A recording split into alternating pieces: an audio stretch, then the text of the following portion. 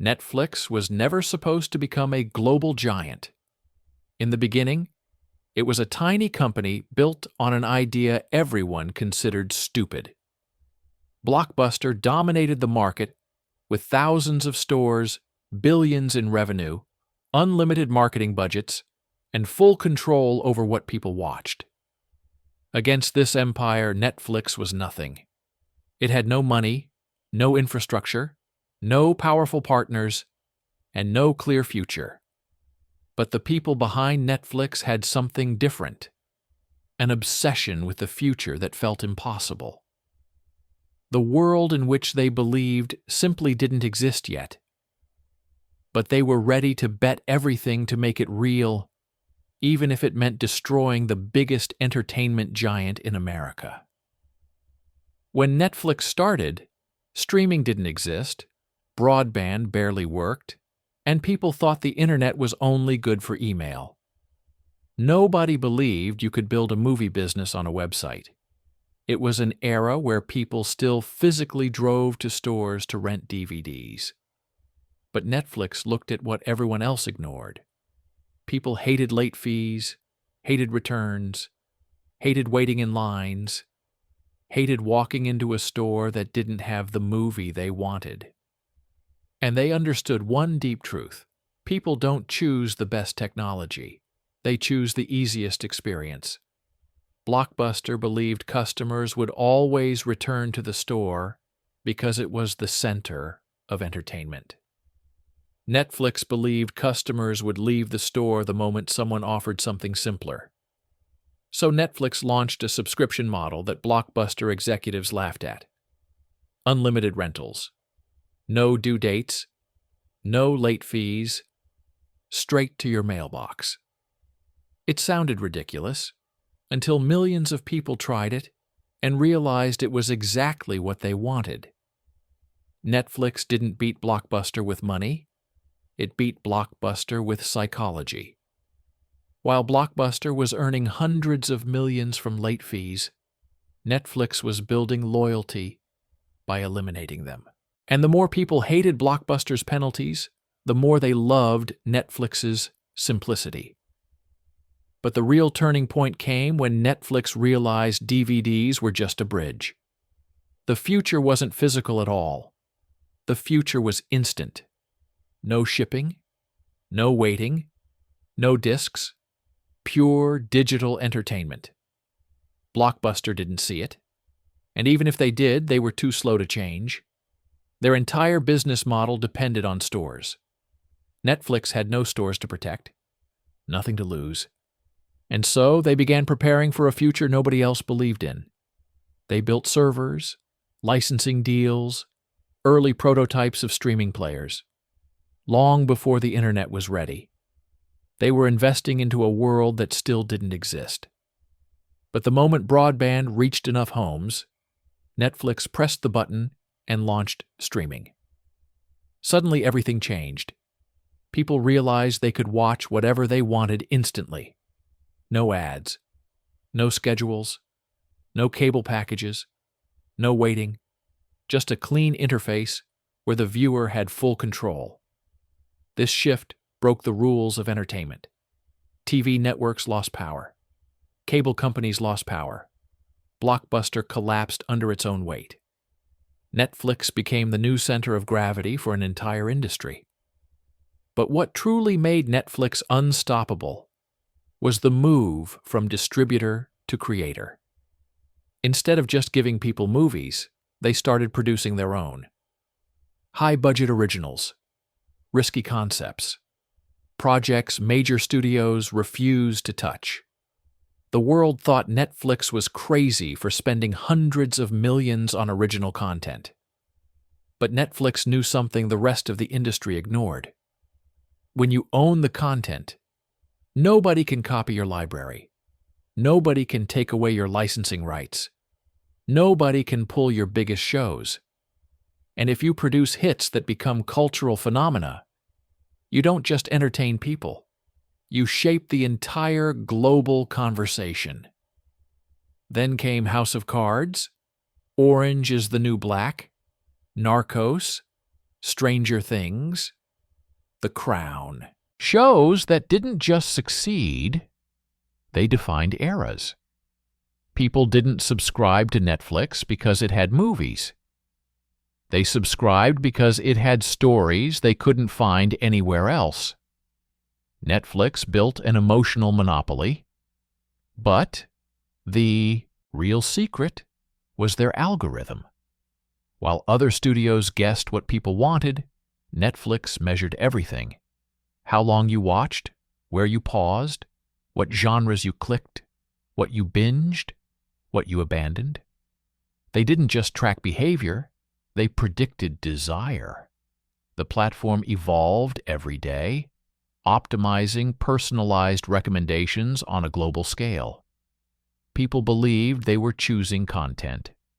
In reality, Netflix already knew what they would choose, and the more accurate the algorithm became, the harder it was to leave the platform. Competitors tried to copy Netflix's system, but they were years behind. Netflix wasn't just a streaming service, it was a data machine guiding every creative decision. Then came the next bold move: global expansion. While Hollywood focused on the U.S. market, Netflix targeted the entire planet. They entered countries nobody else cared about, produced local shows, hired local creators, dubbed content in dozens of languages, and the world responded. Money Heist exploded in countries where Spanish wasn't even spoken. Squid Game became the biggest show in history without a single word of English. Netflix discovered something studios ignored for decades. Great stories don't require borders. And because they owned the platform, they could push any show worldwide instantly, turning local hits into global landmarks overnight. Meanwhile, traditional studios struggled to adapt. They launched their own services, but it was too late. They didn't understand the technology, didn't understand the algorithm, didn't understand user behavior. They tried to catch up by spending billions, but Netflix had already built an ecosystem around convenience, speed, personalization, and global storytelling. And while competitors fought for survival, Netflix kept reinventing itself. They moved into mobile gaming. They invested in interactive content. They experimented with new formats, documentaries, limited series, stand-up specials, live events, true crime stories, adaptations, and anime. Every move was designed to protect one thing: attention. Netflix knows attention is the most valuable currency in the world, and the platform that controls attention controls the future of entertainment. Their entire strategy is built on one principle: reduce friction everywhere. Make the experience smoother, faster, simpler, more predictable. No channels, no schedules, no waiting, no randomness, no confusion. Just pure, instant choice, engineered with mathematical precision. Netflix didn't become a giant because it had the most money. It became a giant because it understood the psychology of modern entertainment better than anyone else. And while critics predicted Netflix's collapse every year, the company continued evolving faster than the industry could understand. It shifted from DVDs to streaming, from renting to subscribing, from licensing to producing, from domestic to global, from content to data-driven storytelling. Every stage looked risky. Every move looked insane. Every decision looked like a mistake. Until suddenly it wasn't. Netflix built an empire not by following the rules, but by rewriting them. And in the process, it transformed how the entire world watches stories, proving that the most powerful companies are the ones willing to bet on a future that nobody else can see. But Netflix's rise wasn't just about innovation. It was about survival. Every step the company made was a desperate move to stay alive in an industry designed to crush new players. Most people don't know how close Netflix came to collapsing long before it became a global empire. They burned cash at a terrifying rate. They faced lawsuits from studios that felt threatened.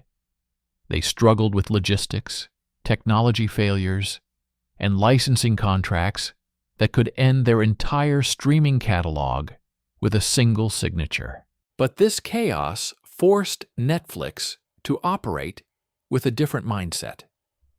While old media companies were slow, predictable, and comfortable, Netflix became fast, aggressive, and obsessed with experimenting. They treated failure not as danger, but as fuel.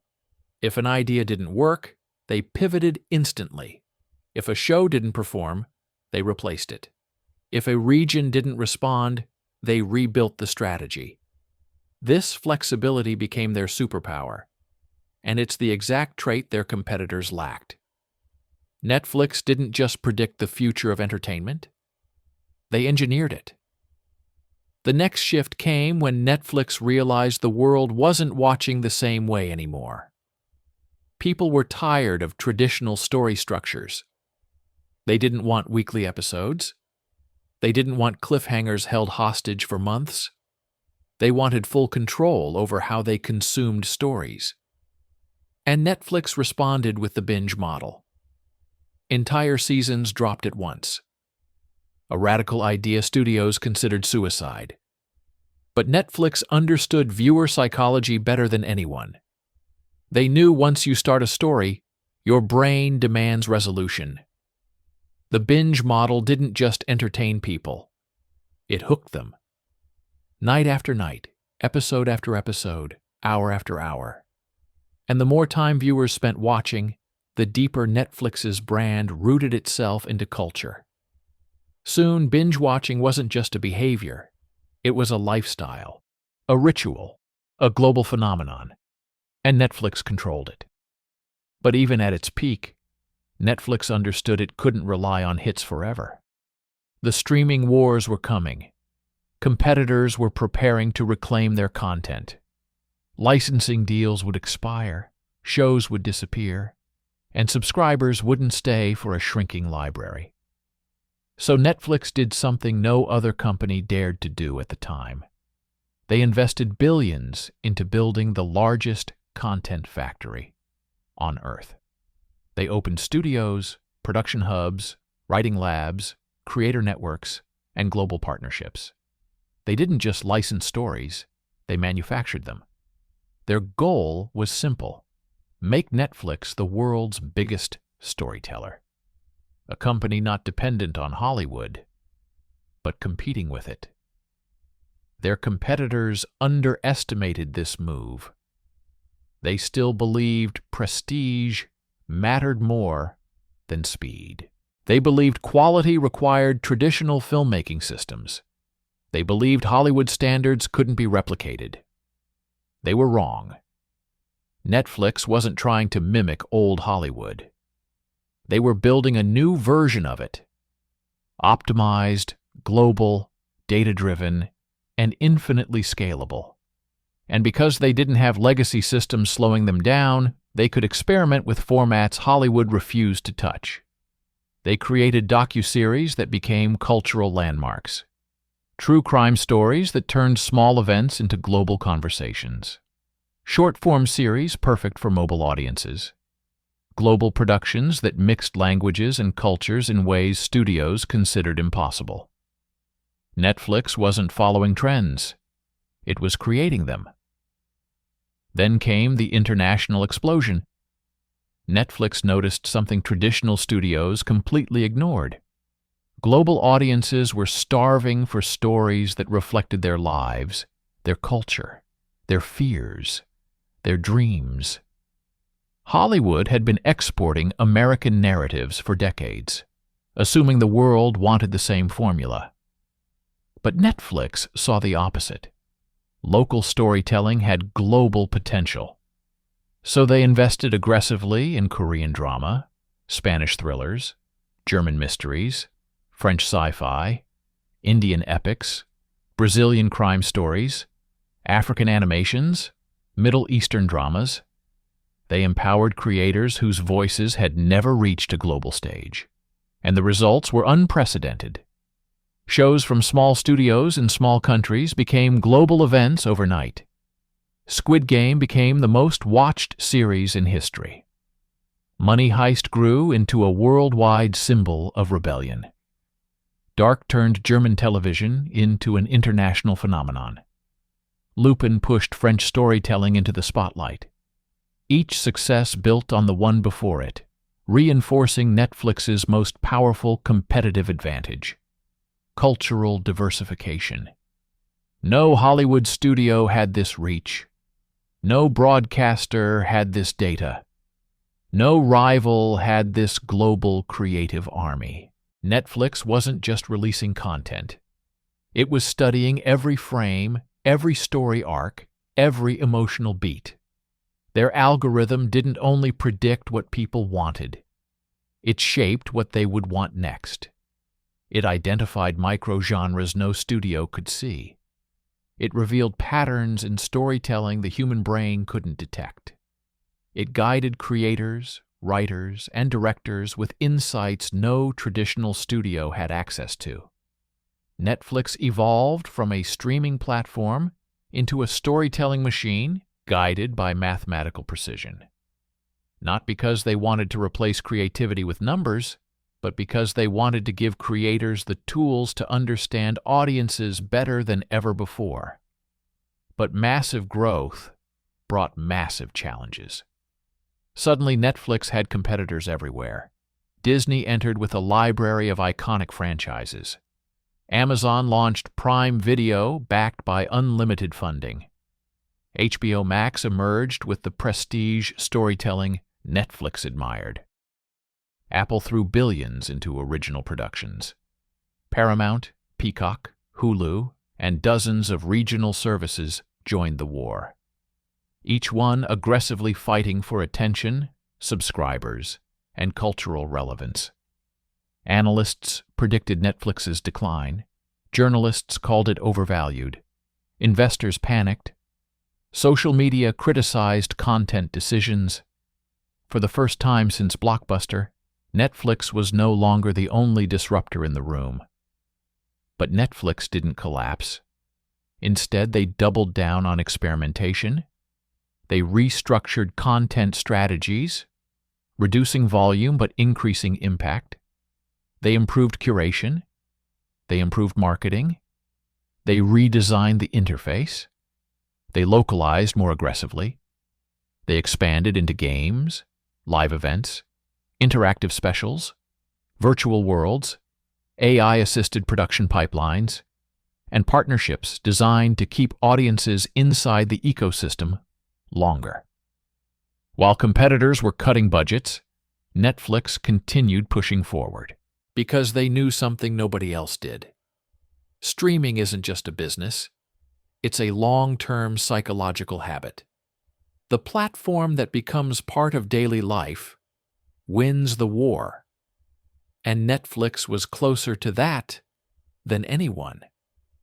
The company also realized something critical about the future. Entertainment wasn't just shifting to digital. It was fragmenting.